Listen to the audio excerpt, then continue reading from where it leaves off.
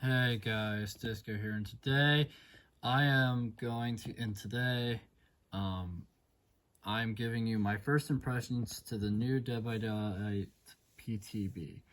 I'm not sure what I'm going to call this one yet, if I'm being honest with you, but this is 8.6.0 PTB. I just finished reading the patch note for it. So that's probably why I sound extremely tired and dead inside because, well, that was just a lot of reading and it got really boring.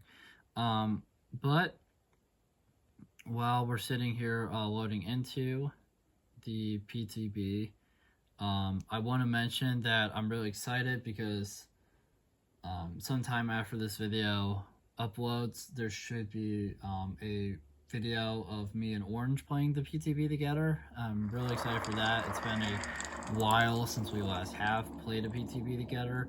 I'm also excited because I successfully got all of the Pinhead outfits. I had none of them before, but I just got both of them during the sale because of him leaving, unfortunately, on April 4th. So I'm really happy that I now have his outfits, so I won't, miss out on anything with him, really.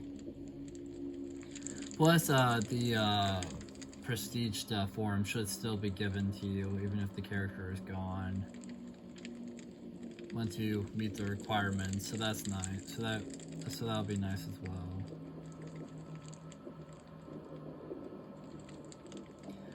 But yeah, I'm really excited for this PTB.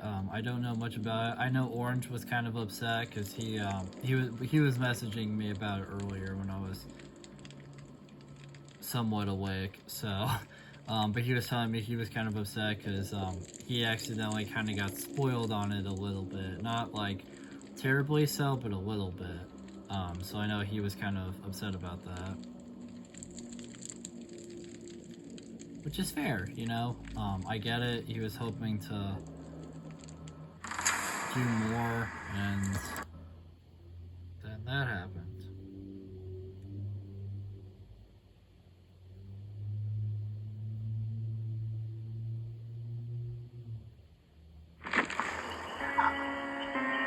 What? Oh! Chapter 35. Welcome to the PTB for Chapter 35. Please read the below for a quick summary of the new content that you'll find. I read all that. That is the stuff that I already read during yesterday. So I'm not going to read it again.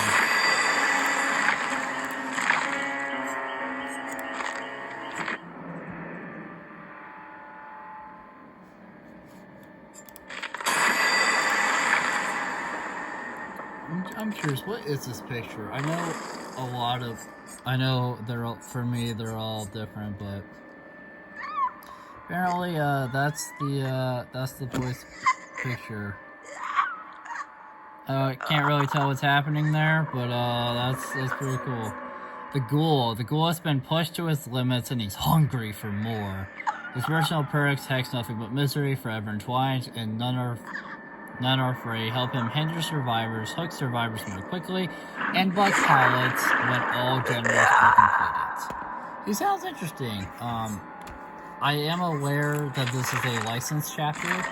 I just chose to ignore it in the last video, even though I read what it was. And quite frankly, I don't know enough about the license that he comes from to feel like I can fully care about it, in the sense of I can't fully comment on him. So this is sort of an Alan Wake situation for me, for anyone who saw my reaction to that video, to his release, because in that I was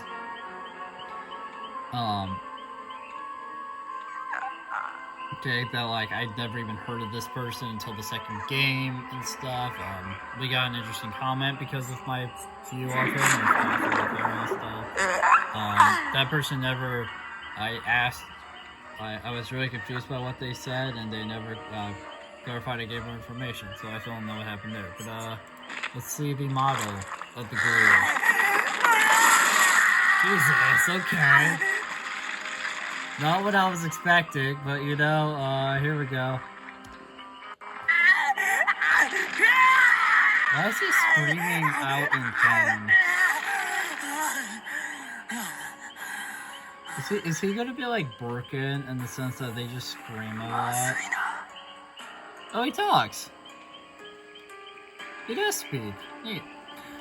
So I guess that's what they mean by the tentacles. Won't let me rotate them, unfortunately, but that's pretty cool. And the hair is kind of cool. They look cool. I'm not gonna lie. The ghoul looks cool. The ghoul. He was an ordinary freshman until a near fatal accident transforms him into a half ghoul.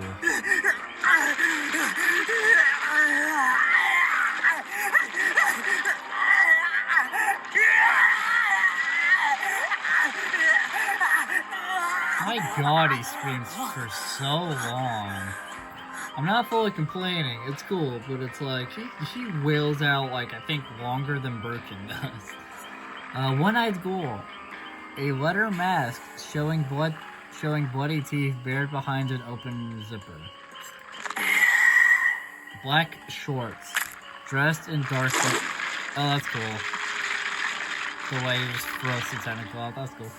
Black shorts, dressed in darkness all the way down to his shoes. Battle gear. Black leather that served him well in many fights.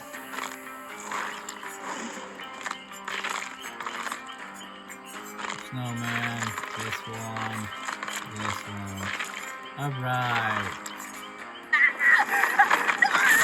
So the ghoul here, if you would stop screaming for like 5 seconds, is a 4.6 meter killer, speed-wise. Average height, which definitely makes sense to me. They look about the same height as Legion, maybe. Legion might be a tad bit taller, maybe, but they look around Legion's height. They have a 40 meter tear radius. I guess I'll start with the power, since the power is like the main thing to talk about. Since that's what makes them like really unique. One-eyed tear, special ability, Kagane Leap. Use the power button to charge and launch the Kagane tentacles that attach to any vertical surface within range and quickly pull the ghoul forward. After completing a leap, the ghoul has a window to perform a second consecutive Kagane leap or put Kagane leap in the cooldown by using the active ability button.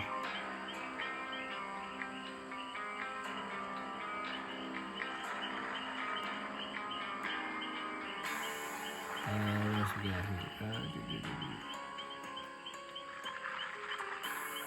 I don't even remember where I was. After completing a leap, the ghoul has a window to perform a second consecutive Kagane leap or put Kagane leap in the cooldown by using the active ability button. Kagane leap enters cooldown once the ghoul has consumed their leaps. If they leap over a vault or down pallet, or the Kagane grabs and leaps at a survivor. If the ghoul's second consecutive leap targets a survivor, they will perform a grab attack. Grab attacks damage survivors if they are healthy, inflict deep wound, and leave a Kagane mark. Performing a grab attack also triggers enraged mode.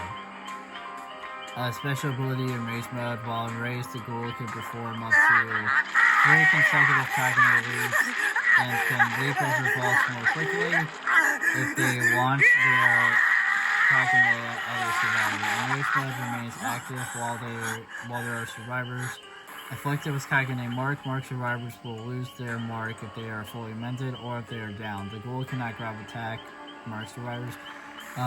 Once no mark survivors remain, a cooldown begins when the cooldown completes.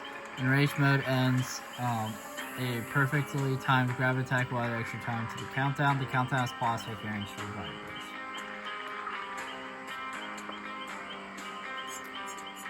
Let's watch some more real quick. Oh, hell yeah. I forgot about that. Okay. It's 1,000 minus 7. Okay. Okay, nice. Okay.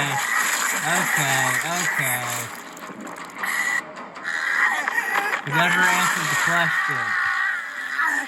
He never gave us the answer to the math question, apparently. But that is dope. That is a really cool Mori. I'm not gonna lie.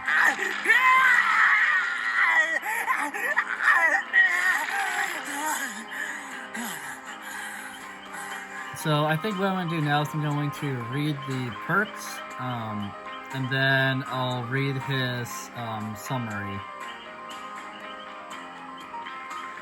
Read his backstory. Fair warning, when I get to the backstory, because of all the reading that I'll probably have to do, let's just see how much it'll be. Not as bad as some other characters, but I'm still kind of worried about. You might hear me yawning a little bit in the background, just know that that's just me kind of getting away from you and a bunch of stuff. I'll try to be as quiet as I can with the yards, but it's really decent. That's nothing but misery. You've been driven to the absolute depths of pain, and now you're ready to inflict that pain on others. After you damage survivors 8 times with basic attacks, the dual tone becomes a hex tone, cursing all survivors. When you damage a survivor with a basic attack, they gain 5% hindrance for 15 seconds. Its effect lasts until the hex tone is cleansed. Hindered reduces survivor movement speed if you didn't know. All the liabilities of this world are due to the inadequacies of the person involved. Kanaki.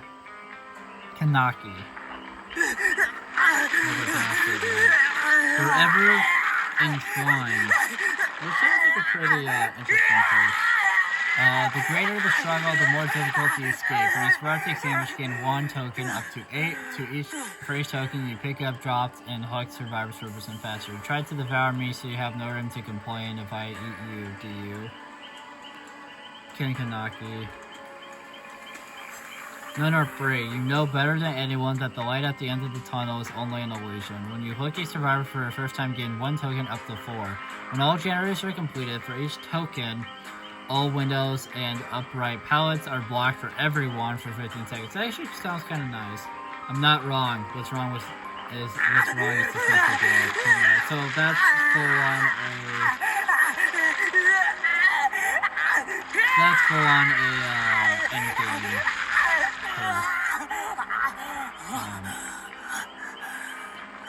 Which isn't necessarily a bad thing if it's interesting. The ghoul. Ken Kanaki was a gentle and kind-hearted boy who lived a simple life studying literature at Kami University before a chance encounter turned his life upside down. Alright, what happened?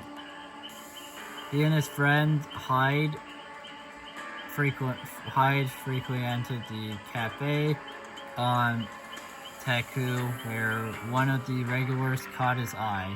Rise Kamashira. She shared his passion for reading, and he spotted her even reading the same novel as him. He worked up the courage to ask her on a date while walking her home. Rise showed her true colors, those of a ghoul known as the binge eater. She feasted on his flesh, nearly killing him, until a freak construction accident caused her demise and nearly cost him as well. To save his life, doctors transplanted Rise's organs into Kanaki. He survived the surgery, but something was wrong. Food lost its flavors, and strange cravings dogged him. The life-saving surgery had made him part ghoul. What the hell is this backstory?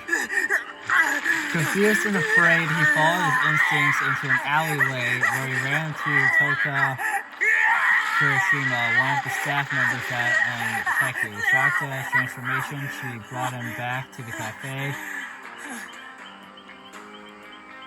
He was surprised to learn that the staff at Teku were ghouls. They took him under his wing, helping him adapt to his new reality. He learned how to fight with his newfound powers, how to deal with his urges to kill and eat human flesh, and how to stay one step ahead of the CCG. What the hell is that? His adaptation to his new life was cruelly interrupted when he was kidnapped and subjected to unprecedented physical and mental torture at the hands of a particularly cruel ghoul named Jason. His captors exercises of control and profound violence were so diabolical that they broke Kaneki's mind, stripped him of what once made him human. His sense of self was shattered, and Rice stepped into the empty space, encouraging him to take control of his own life.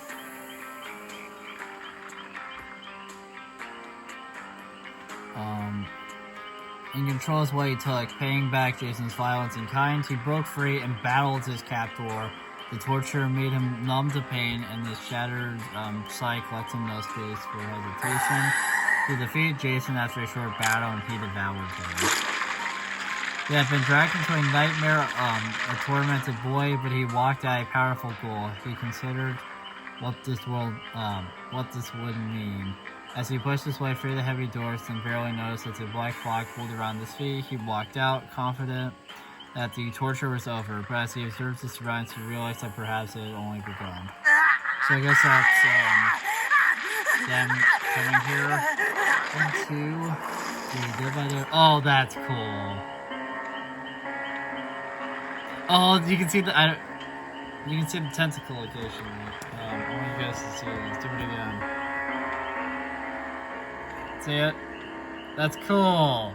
This is fun. This is a fun chapter. Press some battle, please. Let me see if I can't get the camera at a better position. I know it's a little bit difficult for me because I gotta work with very little tools here. I think that might be a bit better actually. There we go. I mean, that's cool. Like, come on. Hello.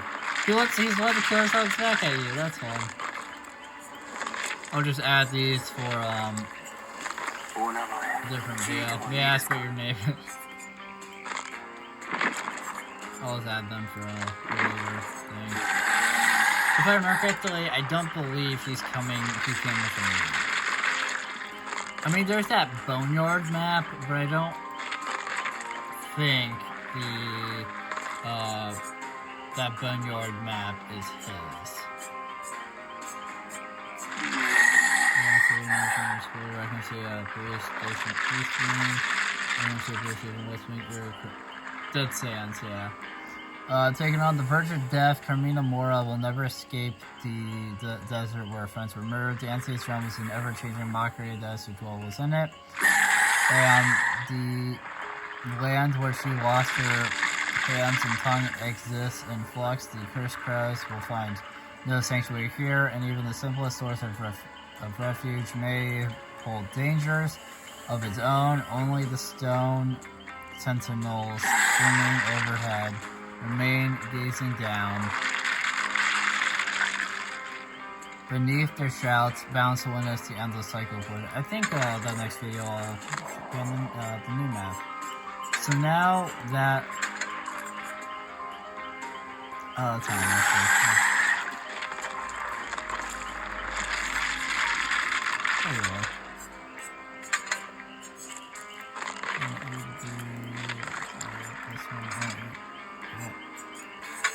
Want them to be. Oh my gosh, dude. This is being real finicky. There we go.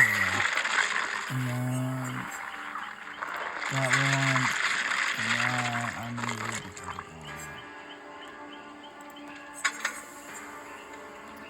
that. So now I'll read its add-ons, and then that will do it for this video.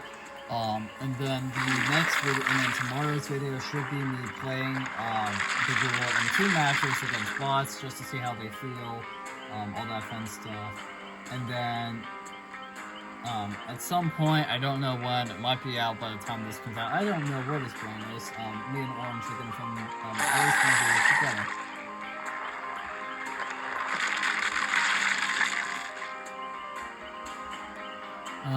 So we got the black goat's egg.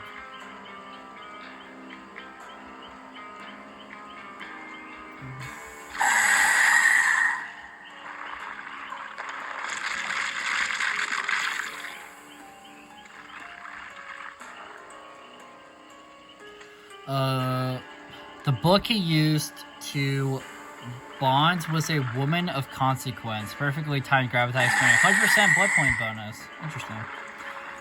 I wonder if part of why they only gave the survivor, like why they only buffed up survivor blood point things is because of the fact that a lot of the killers have like blood point, like increasing like add-ons or.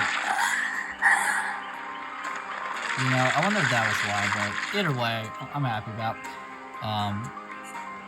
Kaneki's wallet, lost to a strange boy who happened to bump into him on the street.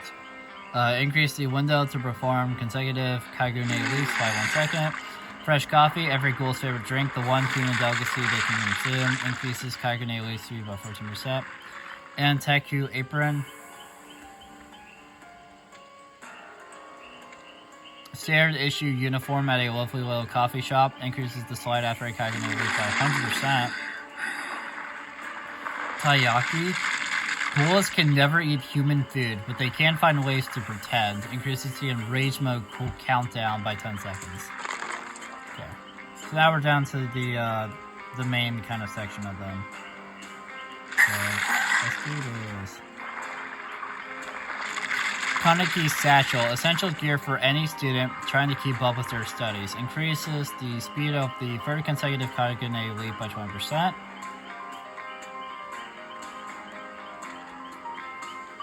Hides headphones, they belong to his best friend, who he tried to keep safe at all costs. Survivors affected by Kagune Mark are afflicted with the ability to status effect. Broken chain, nothing could restrain him once he finally embraced his full potential. Decreases Kagune leap cooldown by 20% when not enraged. Bloodstained handkerchief, even a single drop of blood can excite the senses of any gourmet. Increases the Kagune's reach by 2 meters. Rice's glasses, they made her look innocent enough, which was exactly what she wanted. Upon entering enraged mode, reveals the auras of any healthy survivors, repairing generous 40 seconds.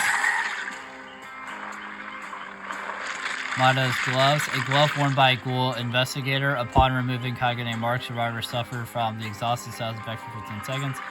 Hanama's umbrella, it was raining the day her mother was viciously taken from her. Decreased recovery time after completing Kagune leap by 2%.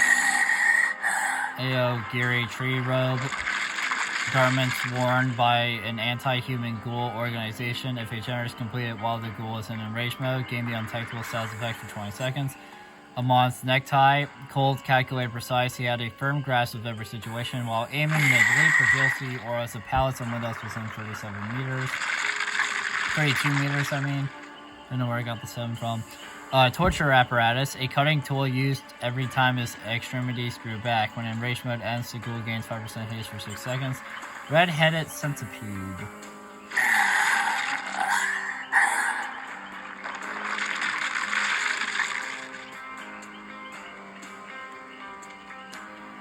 The thing caused him immeasurable torment. Bolting while in rage mode, blocks out of all locations for 10 seconds. Red spider lily.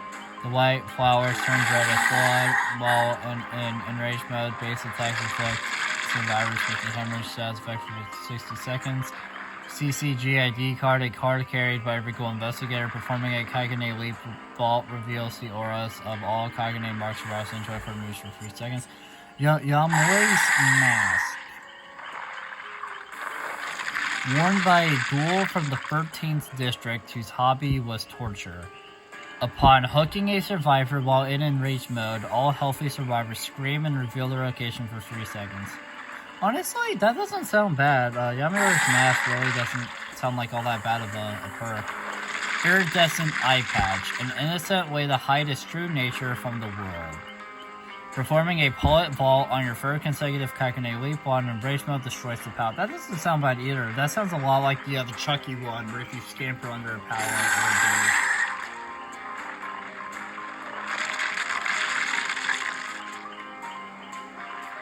But yeah, so I just read, but yeah, so that is the first impressions video.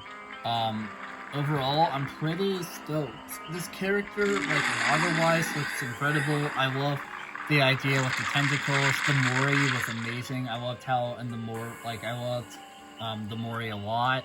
The perks sound pretty good, so I'm excited to mess around with those more. And I'm also definitely also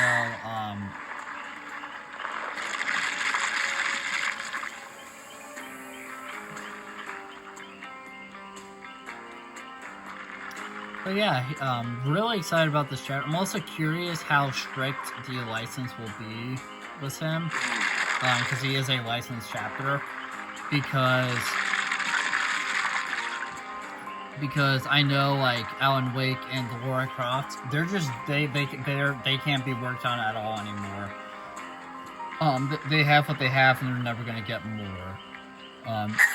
So it's been a bit since the last license chapter where they could like actually like kind of do stuff with that character. It's been a bit, so I'm hoping that this will be one where they can do a little bit with the characters, because I always enjoy that when they have like freedom with the character to an extent. But yeah, thank you guys so much for watching this video. If you liked it, make sure to like, comment, subscribe, share the video, ring the bell. Do all the aggressive garbage, it helps us out a lot, and it means a lot to us. And I'll see you guys in the next video. Bye!